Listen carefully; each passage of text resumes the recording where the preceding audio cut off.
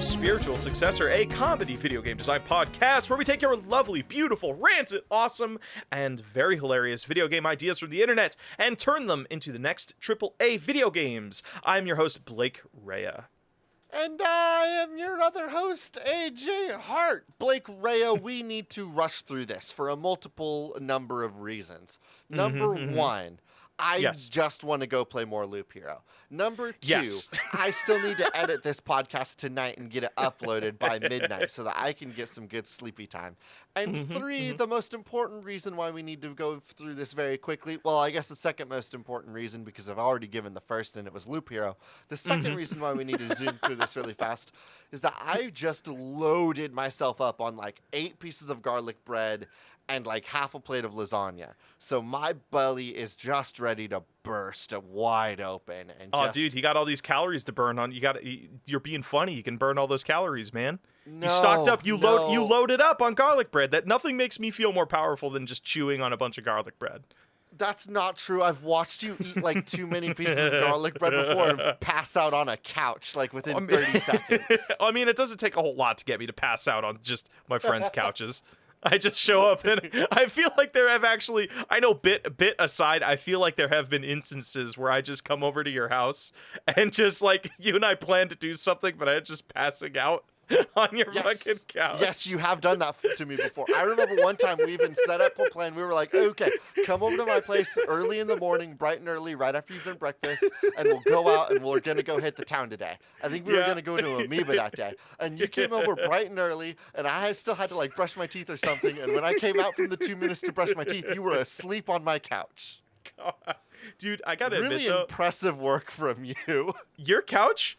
Extremely comfy. Like the big one that you had, that like the big silver one, it's just like this big flat ship of a couch, and it was so fucking comfy.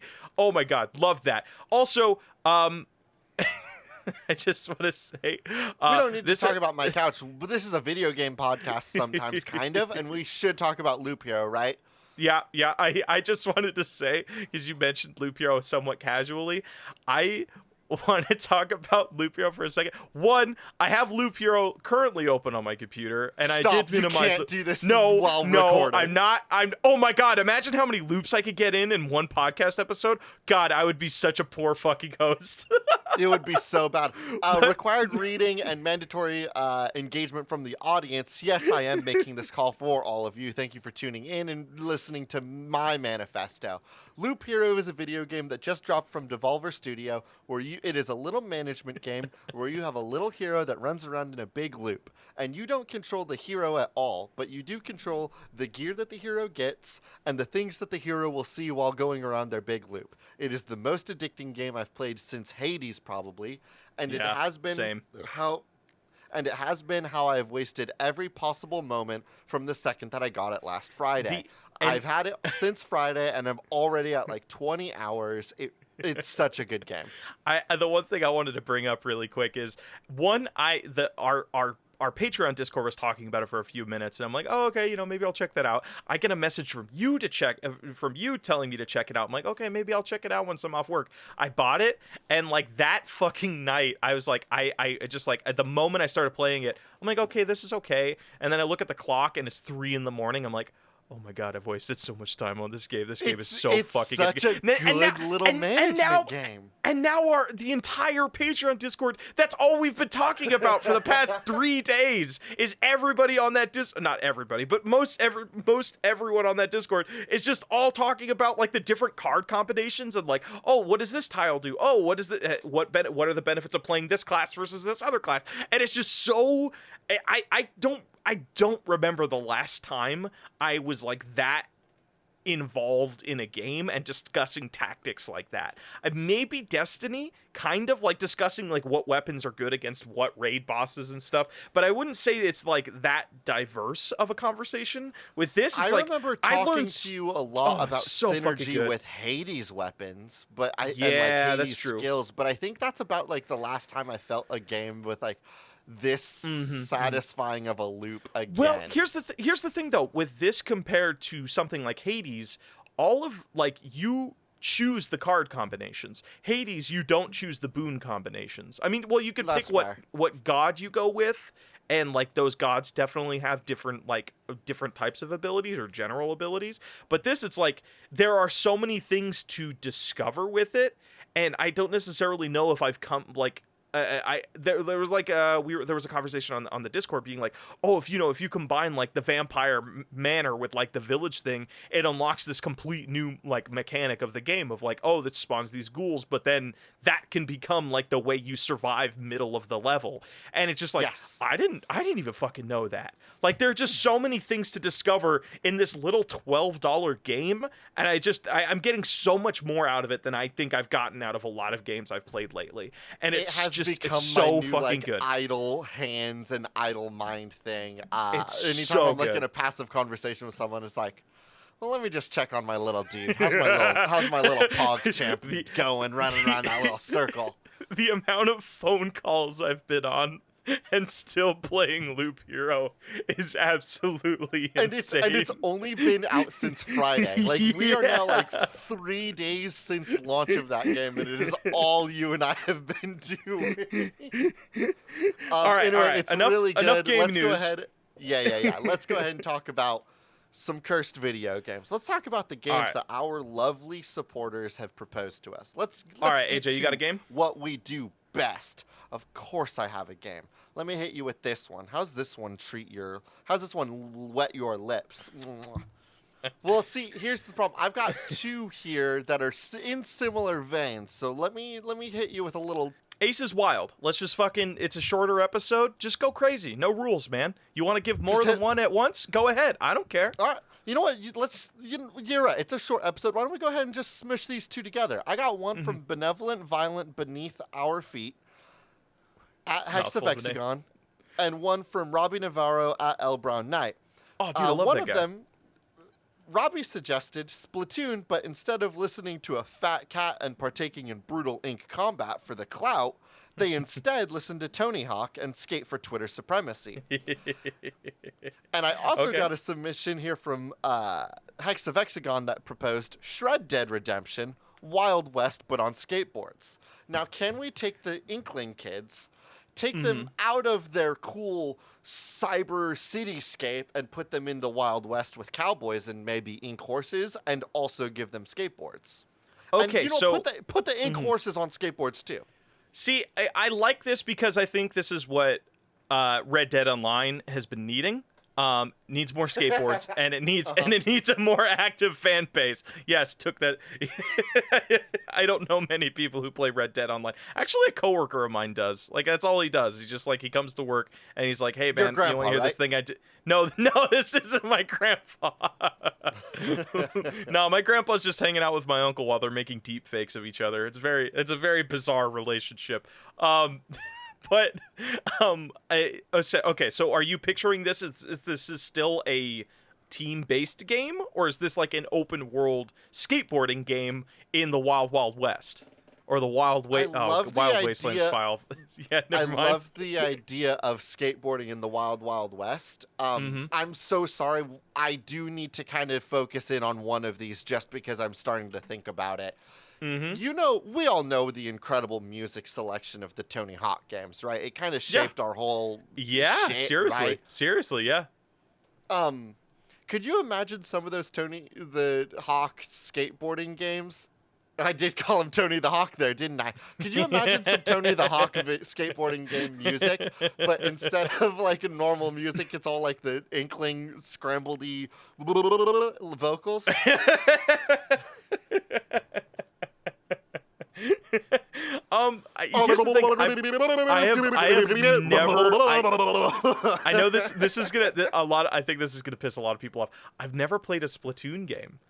I don't never care if you've played it. I just want to know if you've listened to the music. Well, I'm saying I've never played it, so I have no context of what you're saying in terms of the music. Is it just like it just sounds like somebody like flipping their lip to a microphone? Oh man. It sounds like they got actual kids and actual squids into a like recording booth and hit record while they were singing. Like, they've done something absolutely wild with the music in like the vocals for Splatoon. Perhaps they just took Hatsune Miku and started waterboarding her while she was singing. I don't know Jesus what their tactics were, but it's just like gooey and very like bubbly in a very fun way. I know that the mental image I presented wasn't a very fun opportunity, but I'm sorry. Now I'm just thinking I'm a little goofy and out of it this episode, but this is gonna sound weird, but I this is gonna help towards the game. This is gonna go towards the game. Just sit with me for a second. You and I went and saw Blade Runner 2049, and also a cyberpunk thing, and that movie has. Wait, what do you mean? Also, what the fuck else here is the cyberpunk thing? Splatoon. So like maybe there's some okay, you know what? Yeah, you're probably right. There's definitely a little bit of advanced technology in there, and we do have reason to believe that it is a post-apocalyptic world. There's a good chance the Splatoon 3 will have a little bit more cyberpunk energies brought in. Stick with me. Stick with me.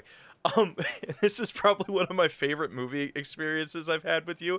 You and I were in Blade Runner, and it started like after the first scene. It just gives you these widescapes of the city, and then you would just hear these intense like just motor sounds, like these big just droning like brrrr, and I just heard you under your breath horns. like yeah, I heard you under your breath of like, is that a God. fucking lawnmower? And I just couldn't stop laughing for the life Did you of me. catch me later on in the movie covering my ears because the foghorn sound, the foghorn air quotes soundtrack of Blade Runner 2049 is so horrible. So what I'm pitching here is there a world where we can do this game, but it has such a reliance on sound, but the sound itself is just absolutely fucking just grating to the ear. What you want to do is you want to take the kids and the squids, put them on skateboards, put them into skate parks, but then remove the Tony Hawk cool music and just replace it with whatever the fuck Cyberpunk 2049 had going on.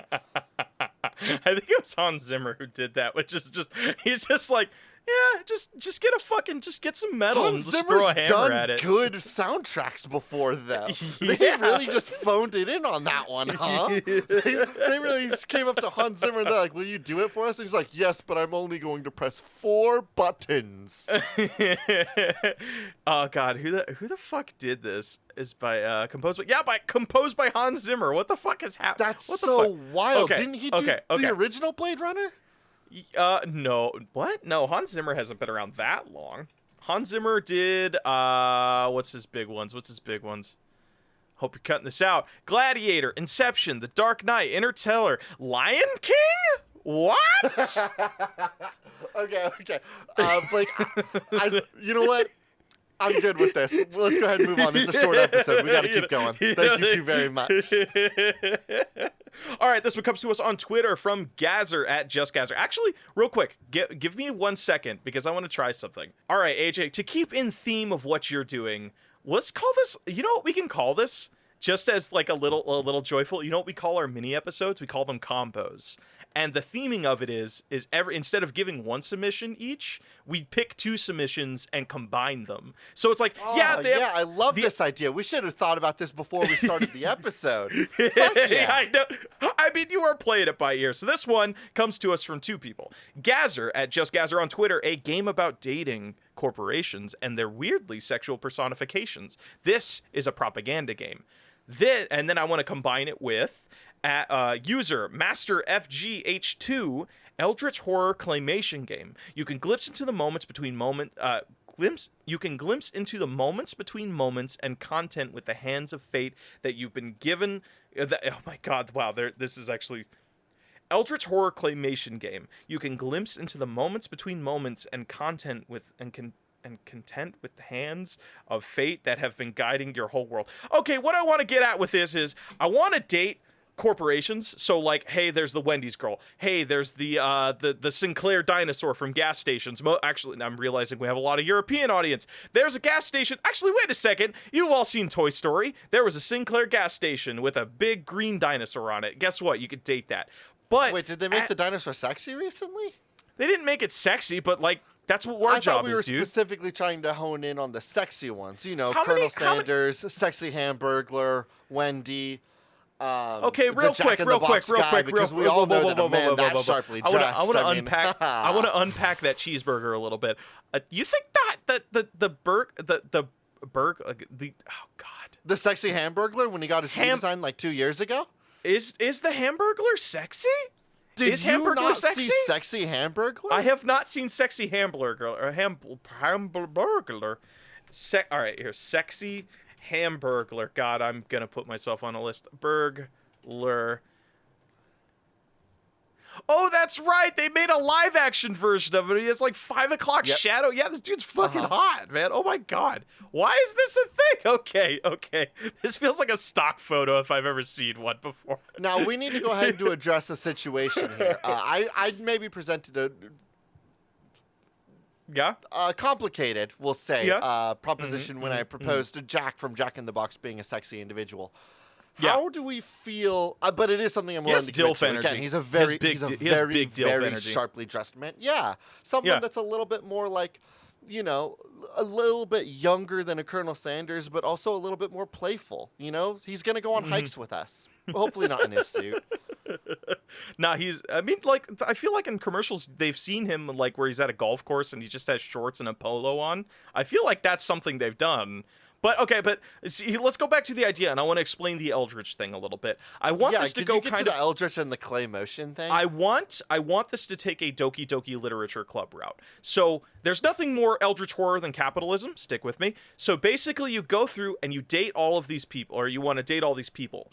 The moment like the dates kick in, Honey Pop style, completely changes the animation style. So it goes from like this 2D sprites thing to the moment you're on the date and whatever you do on the date, it becomes like all claymation. And there's one specific claymation I want to reference. Did you ever see that clip going around from the Tom Sawyer claymation movie where it's like it's No. loose? Oh my god. Okay, no, I know there are people listening that know what I'm talking about. There's this claymation movie from the 1980s. It's not Tom Sawyer. It's the guy who wrote Tom Sawyer. AJ, you're a smart man. Who's that person? Mark Twain. Mark Twain, like the life of Mark Twain. And there's this like 10-minute clip where these kids go and meet Lucifer, and it's just this really haunting, like fucking just basically he's just showing the process of life and like slowly killing them in front of them. I want to do that, but that's like the setting for a date, and it's like oh, look at all the people before us. Look at all these consumers. Look at all the people eating our cheeseburgers at our KFC, and it just slowly descends into this like this cosmic fucking horror, like Yes. unsettling thing, and then it just cuts back like nothing ever happened. It was like, oh, that was a wonderful date. Of course. You know what I love about this? This taps into a part of video game making that I'm concerned we're going to be losing in the next generation or so of video games. And that is the high-res moments of a video game. You know what I'm talking about? No, I don't. What do you mean? So what I mean by that is like a good example would be maybe one of the most iconic moments, and would be a moment from the near end of Final Fantasy VII, wherein most of the game you have these like fun little normal cheap like kind of cheapy looking sprites for the characters when you go into combat. Up until like the final fight, wherein when you go in for that one, like the biggest moments in the game, Cloud and Sephiroth both get higher resolution models. They're taller, they're longer, they have more actual body to them. Oh. And it's how like you as the player understand like, oh, it's go time. A moment from like a more recent video game that does this a lot is the Yakuza games. For a lot of the time, you're just dealing with these like kind of pre-rendered, modeled little like characters that are rigged up in ways that are pretty generic for how you're going to be experiencing the game.